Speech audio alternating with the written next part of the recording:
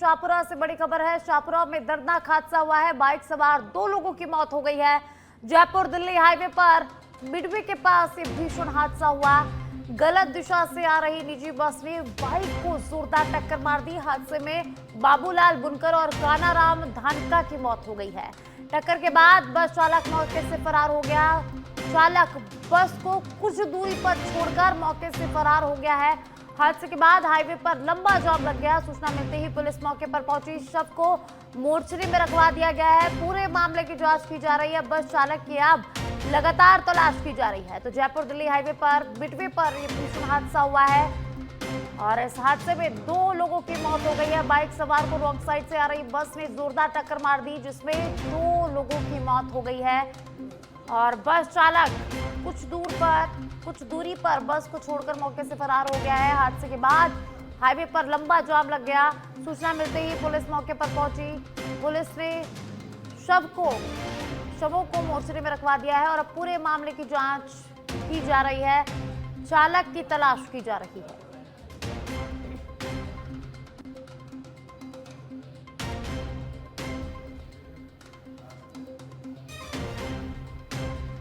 शाहपुरा से खबर है। शाहपुरा में दर्दनाक हादसा हुआ है। हादसे में 2 लोगों की मौत हो गई है। जयपुर दिल्ली हाईवे पर मिडवे पर यह भीषण हादसा हुआ।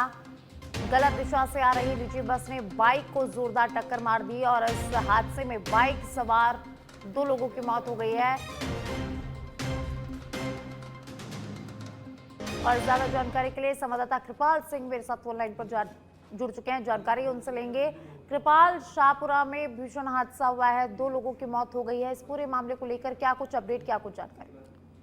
देखिए, मैं आपको बता दूं, ये जयपुर ग्रामीण का जो कि मामला है, जो कि गलत दिशा के अंदर जो कि शाहपुरा की तरफ से जो कि आ रही थी निजी बस, जो कि हाईवे पर मिडवे के सामने से जो कि बाइक सवार जो 2 लोग आ रहे थे, जो कि आमने सामने की टक्कर के कारण जो कि मौके पे ही 2 बाइक सवार लोगों की मौत हो गई है, जिनमें जो कि मृतक बाबूलाल जो कि शाहपुरा का है और वही कानाराम की जो कि मेड़ निवासी है।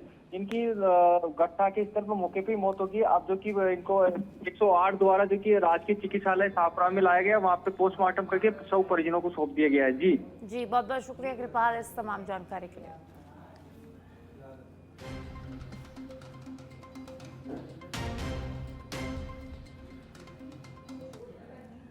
मुख्यमंत्री भुजनलाल शर्मा का 2 दिवसीय बीकानेर श्रीगंगानगर दौरा। सादुल शहर और अनूपगढ़ से मुख्यमंत्री भुजनलाल शर्मा के दौरे की शुरुआत होगी। सादुल शहर में तिरंगा यात्रा में शामिल होंगे। अनूपगढ़ में बीएसएफ जवानों से संवाद करेंगे।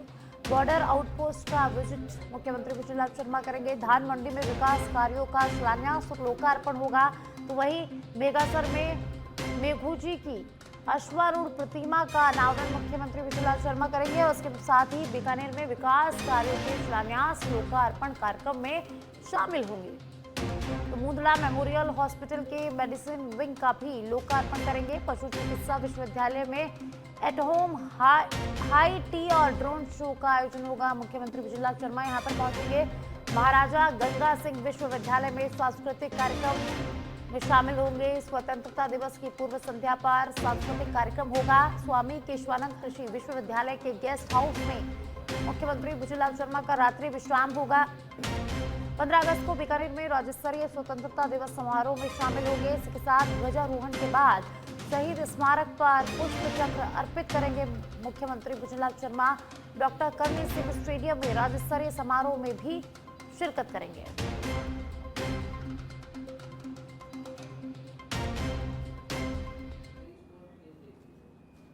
पंचायत चुनाव लॉटरी ने बिगाड़ा राजस्थान के बड़े राजनीतिक परिवारों का खेल। 11 जिलों के 23 बड़े राजनीतिक परिवारों को नए सिरे से रणनीति बनानी होगी। नागौर, जैसलमेर, भरतपुर के 8 परिवारों की टेंशन बढ़ गई है। हनुमान बेनीवाल, ज्योति मिर्धा, विश्वेंद्र सिंह की टेंशन यहां पर बढ़ गई है। अपनों को ही अब जिला प्रमुख नहीं बनवा सकेंगे। जोधपुर, सीकर, चूरू, झुंझुनू, बीकानेर में परिवारवाद की राजनीति जारी रहने की संभावना। बारां, बांसवाड़ा, प्रतापगढ़ में परिवारवाद की राजनीति जारी रहने की संभावना। नागौर में राजनीतिक परिवारों से जिला प्रमुख नहीं बनेगा। जोधपुर में बरकरार रह सकता है मदेना परिवार का प्रभाव। सीकर में महरिया नारायण सिंह परिवार के लिए मौका। जैसलमेर में 3 बार जिला प्रमुख फकीर परिवार से एसटी ओपन लॉटरी से फकीर परिवार की परेशानी बढ़ी है। जिला प्रमुख के पद की लड़ाई में किसी नए चेहरे को मौका मिलेगा। चूरू में नहीं बदले समीकरण, वंशवाद जारी रहेगा। झुंझुनू में ओला खीचड़ परिवार की महिला हो सकती है दावेदार। बीकानेर में मेघवाल डूडी परिवार में प्रतिष्ठा की जंग हो सकती है। भरतपुर में राजनीतिक परिवारों को किसी समर्थक पर दांव लगाना होगा, तो वहीं बारां में वंशवाद का समीकरण नहीं बदलेगा। बांसवाड़ा में मालवीय परिवार मजबूत, एसटी ओपन होने से इस वर्ग की महिला या पुरुष को मौका मिलेगा। प्रतापगढ़ में राजनीतिक परिवारों से दावेदार हो सकती है।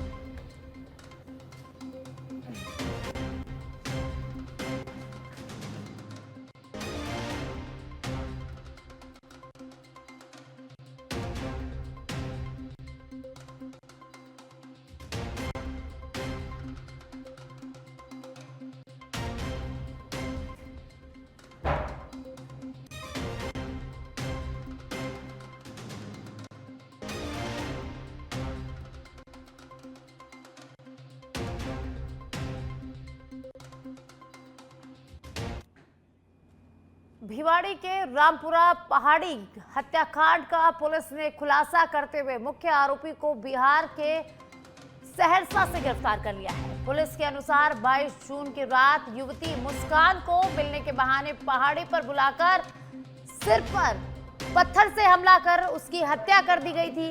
बाद में शव को जंगली जानवरों की मांद के पास फेंक दिया गया। मामले की जांच के लिए गठित विशेष टीम ने करीब 200 से 250 सीसीटीवी फुटेज खंगाले और तकनीकी साक्ष्यों के आधार पर आरोपी की तलाश शुरू कर दी। पुलिस ने राजस्थान, हरियाणा, यूपी, बिहार, झारखंड और पश्चिम बंगाल के करीब 40 जिलों में 325 संभावित ठिकानों पर निगरानी रखी और करीब 7000 किलोमीटर तक पीछा करने के बाद आरोपी मोहम्मद सागर अली उर्फ शाहबाज खान को अब गिरफ्तार कर लिया गया है। मामले में साथी की भूमिका की भी जांच की जा रही है। तो भिवाड़ी से खबर है, मुस्कान हत्याकांड में बड़ा खुलासा हुआ है। आरोपी को गिरफ्तार कर लिया गया है। पुलिस ने आखिरकार आरोपी शाहबाज खान को गिरफ्तार कर लिया है। तो हत्या में साथी की भूमिका समेत अन्य पहलुओं में अब जांच की जा रही है। तो भिवाड़ी से बड़ी खबर है, जहां रामपुरा पहाड़ी हत्याकांड का पुलिस ने खुलासा कर लिया है। आरोपी का 7000 किलोमीटर पीछा कर आरोपी को गिरफ्तार किया है। प्रेमिका की हत्या के आरोप में मुख्य आरोपी शाहबाज खान को गिरफ्तार किया गया है। 7000 किलोमीटर पीछा कर बिहार के सहरसा से पुलिस ने आरोपी को दबोचा और ये आरोपी की तस्वीरें, जहां मुस्कान हत्याकांड के आरोपी शाहबाज को गिरफ्तार कर लिया गया है। ये एक अज्ञात लाश मिली थी रामपुरा मुंडाना की पहाड़ियों पे, जोन के अंदर सड़ी गली अवस्था में थी। इस कारण उसकी पहचान वगैरह नहीं हो पा रही थी।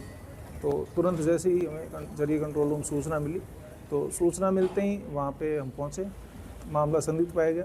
श्रीमान एसपी साहब के द्वारा, एडिशनल एसपी साहब द्वारा और सीओ साहब द्वारा इसका मौका निरीक्षण किया गया और हमें जो वहाँ के हालात थे और लाश की स्थिति थी, इसको देखते हुए पूरा हमें गाइडेंस दिया गया, दिशा निर्देश दिए गए, जिनकी पालना में हमने थाना स्तर पर टीम गठित की और साइबर जो टीम है हमारी, साइबर सेल, उसको हमने जो भी हमारे डेटा उपलब्ध कराना।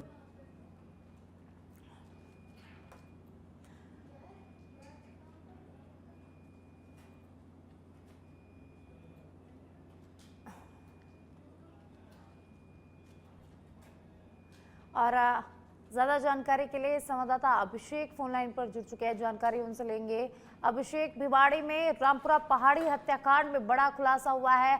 पुलिस को बड़ी सफलता मिली है। मुस्कान के प्रेमी को पुलिस ने गिरफ्तार कर लिया, आरोपी को गिरफ्तार कर लिया। क्या कुछ अपडेट इस पूरे मामले को लेकर? आपको साक्षी बताएं कि 22 जून की रात की घटना है, जिसमें एक पहाड़ी पर एक युवती की डेड बॉडी मिली थी क्षतविक्षत हालत में, जिसकी पहचान करीब 2-3 दिन बाद हुई थी और जिसकी पहचान मुस्कान के रूप में हुई थी।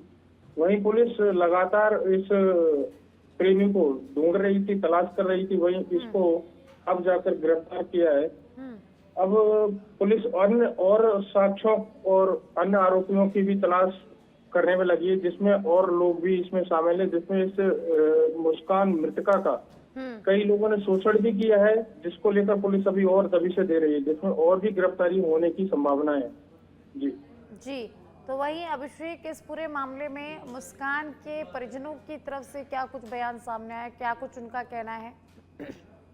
परिजनों मृतका की माता का कहना है कि हमें तो सिर्फ इंसाफ चाहिए और जल्द से जल्द और बाकी लोगों की भी गिरफ्तारी हो जाए तो मुझे, मेरी और बेटी को इंसाफ मिलेगा। जी, बहुत बहुत शुक्रिया अभिषेक इस तमाम जानकारी के लिए।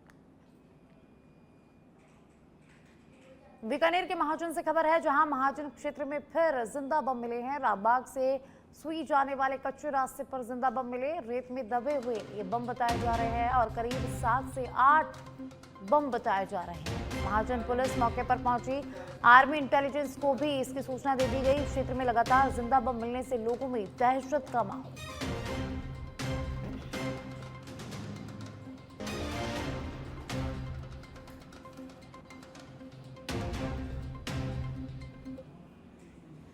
और अब झालावाड़ से खबर है, जहां व्यापार महासंघ के आह्वान पर आज सुनील नगर पूरी तरह से बंद रखा गया है। बंद को सभी व्यापारियों का समर्थन मिला है। जिला प्रशासन के भेदभावपूर्ण रवैये के खिलाफ अपना विरोध जताया गया है। अतिवृष्टि से सैकड़ों परिवारों, व्यापारियों और किसानों को भारी नुकसान हुआ है। प्रभावित क्षेत्रों का निष्पक्ष सर्वे कराने की यहां पर मांग की गई है और नुकसान का उचित आकलन कर राहत देने की मांग की गई है। घाना चौक, छतरी चौक और सदर बाजार समेत कई क्षेत्र प्रभावित हुए हैं। नवलपुरा, शिवबल्डी, बारी बल्डा और हरिजन मोहल्ले में भी काफी नुकसान हुआ है। महुडिया का बाग और मेघवाल मोहल्ला भी बारिश से प्रभावित।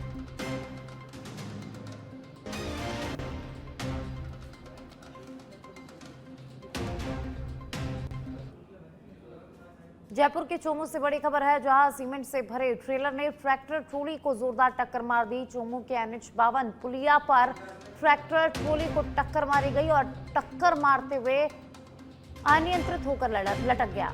ट्रैक्टर ट्रॉली और ट्रेलर चालक सुरक्षित बच गए हैं। चोमू के NH-52 रामपुरा पुलिया पर यह भीषण हादसा हुआ है। सूचना पर चोमू थाना पुलिस मौके पर पहुंची और मौके पर पहुंचकर पुलिस ने घटनास्थल पर जांच पड़ताल की है। मिक्सर सीमेंट से भरा ट्रेलर और ट्रैक्टर ट्रॉली सीकर से जयपुर की ओर जा रहे थे और इसी दौरान यह हादसा हुआ। ट्रेलर की टक्कर से हाईवे सड़क किनारे लगी लोहे की रेलिंग भी क्षतिग्रस्त हो गई।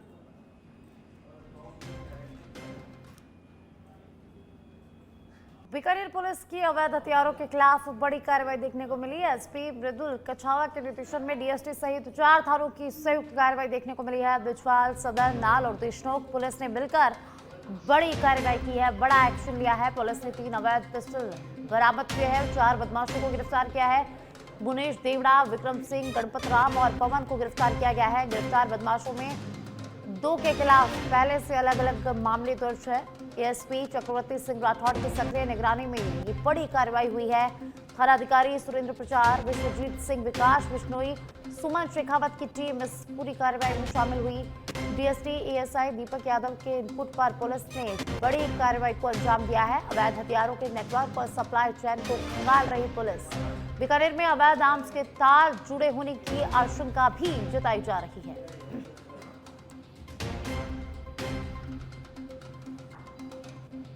कोटा के इटावा से है, जहां बरसाती नाले में बहा युवक का अब तक कोई सुराग नहीं लगा है। युवक राजेश महावर की तलाश में एसडीआरएफ की टीम लगातार जुटी हुई है। बाइक समेत तेज बहाव में युवक बह गया था।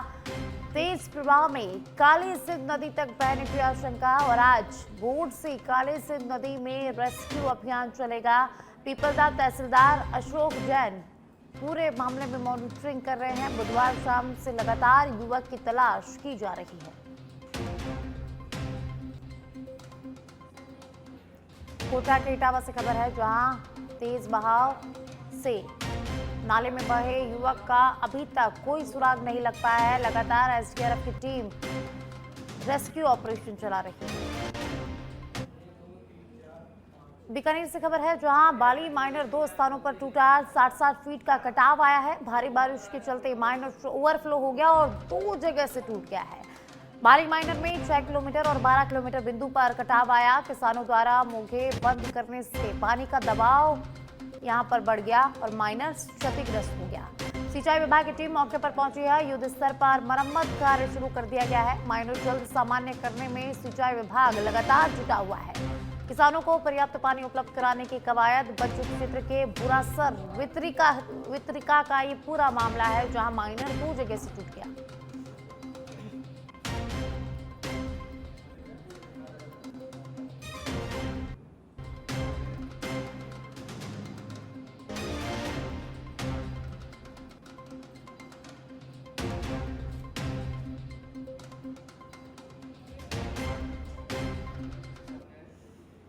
और अब खबर जालोर के रानीवाड़ा से है, जहां बड़गांव में लगातार चोरी से ग्रामीण व्यापारियों में भारी आक्रोश है। 10 दिन में 7 जगह नकबजनी की घटनाएं हुई। लोगों ने हाईवे जाम कर दिया। रानीवाड़ा मंडार हाईवे पर प्रदर्शन कर अपना विरोध जताया है। पुलिस से आरोपियों की जल्द गिरफ्तारी और वारदातों के खुलासे की मांग की गई। 5 दिनों के भीतर वारदातों का खुलासा करने का पुलिस की तरफ से ग्रामीणों को आश्वासन दिया गया है।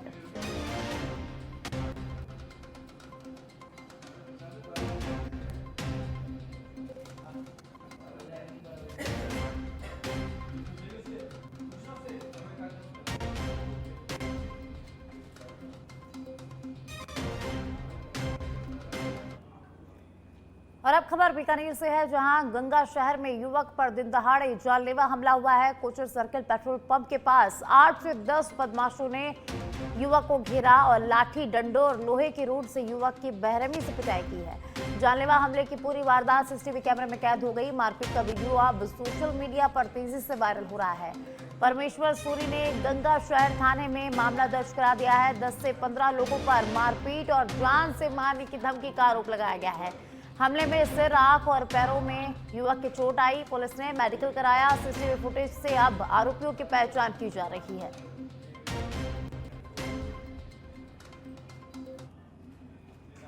जयपुर से मुंबई जाने वाले रेल यात्रियों के लिए बड़ी खबर है। रेलवे ने जयपुर बांद्रा टर्मिनल साप्ताहिक स्पेशल ट्रेन को अब नियमित साप्ताहिक एक्सप्रेस के रूप में संचालित करने का फैसला लिया है। ये ट्रेन जयपुर से हर बुधवार सुबह 8:20 पर रवाना होगी और अगले दिन सुबह 5:10 पर बांद्रा पहुंचेगी। वापसी में ट्रेन गुरुवार को बांद्रा से चलेगी।